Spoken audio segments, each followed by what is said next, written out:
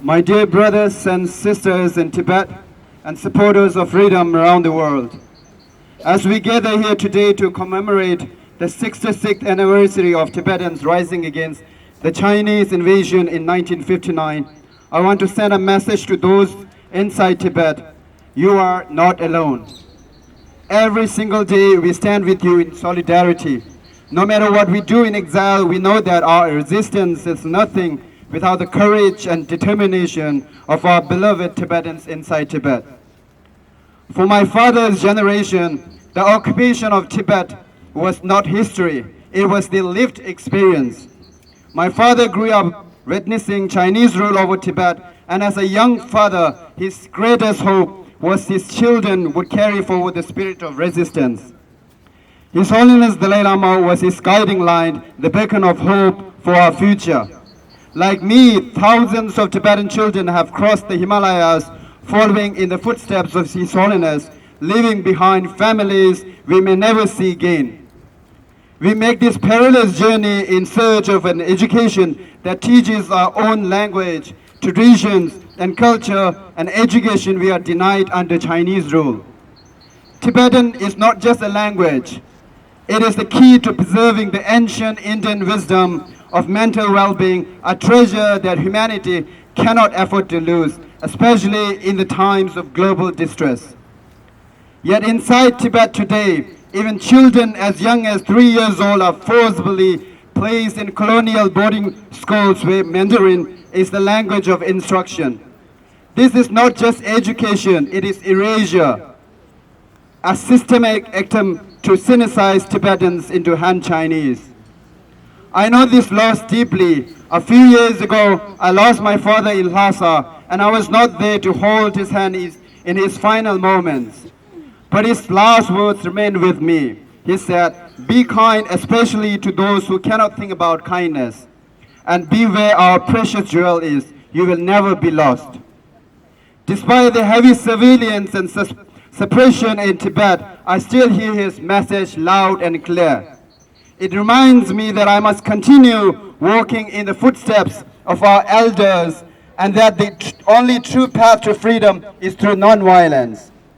I now live in free country, and I have no immediate relatives in Tibet, and I can speak my mind and participate openly in protest. But I know that many Tibetans around the world do not have this privilege. Those with family inside Tibet live in constant fear of retaliation. Transnational repression follows us wherever we go. Tibetans, Uyghurs, Southern Mongolians, Hong Kongers, and Manchurians all face the long arm of Chinese authoritarian control beyond the homelands. Even Chinese descendants themselves are not safe, and Taiwan faces growing threats of aggression and intimidation. As a stateless person, I see the world differently. Carrying a Tibetan identity that is not legally recognized, I know what it feels like to struggle at immigration checkpoints simply because my existence challenged the narrative of a powerful state. And yet, the mere mention of Tibet, a land with no military, no economic influence, strikes fear in the Chinese Communist Party. The 20th century was an era of bloodshed, driven by raw human intelligence and survival instincts. But the 21st century must be different. It must be a century of dialogue. We humans are more than just intelligent beings. We have the capacity to love beyond our race, caste, creed, gender, and nation. We have the power to choose peace. Before I end, let me make one thing clear. Tibet was an independent nation of 1959, before the Chinese Communist invasion. Tibet has every right to fight for the independence. However, under the middle way approach, as an official policy of Tibetan government in exile, we are willing to live within the People's Republic of China if Tibetans are granted genuine autonomy and self-governance. This is not a surrender of our historical independence. It is a pragmatic approach to resolving the Tibetan issue while upholding our resistance against the current repression. But the Chinese Communist Party, despite its global power and its constant repetition of the propaganda, welcome to motherland, remains too afraid to welcome Tibetans in Tibet and around the world for a simple dialogue.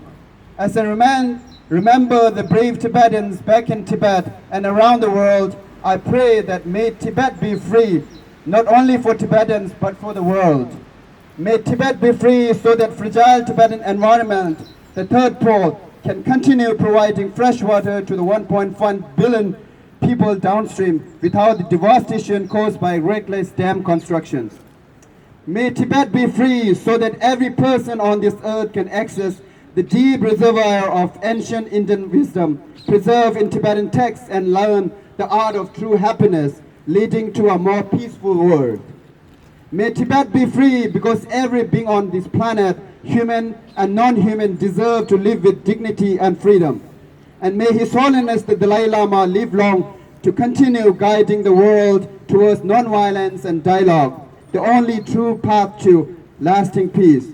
The day will come when the world will look to Tibet as an inspiration, a testament to the power of non-violent resistance of an ancient historical country. Pergelo.